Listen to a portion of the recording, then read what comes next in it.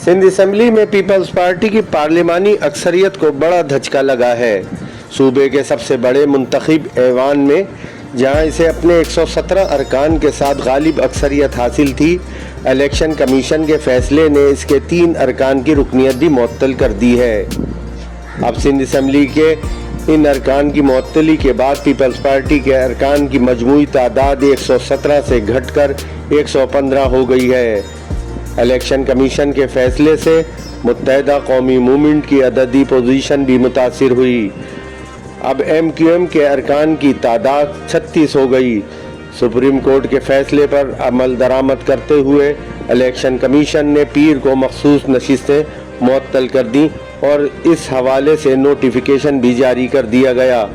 Notification में कहा गया है कि कौमी असम्बली की 8 ख़वातीन की नशिस्तों को मुअत्तल किया गया, जिनमें नून लीग की 4, JUI की 2 और पीपल्स पार्टी की 2 ख़वातीन नशिस्तें शामिल हैं।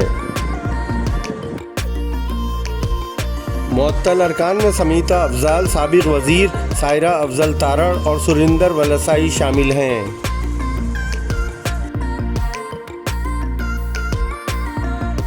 इलेक्शन कमीशन का कहना है कि कौमी और सूबाई असम्बलियों में ख़वातीन और अक़लियतों की मखसूस नशिस्तें सियासी जमातों को उनके कोटे से ज़ायद अलाट की गई थीं।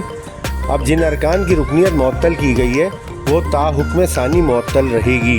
खैबर पख्तूनख्वा से कौमी असम्बली में ख़वातीन की 8, पंजाब से ख़वातीन की 11 नशिस्तों पर अरकान की रुकनियत मुअत्तल हुई है।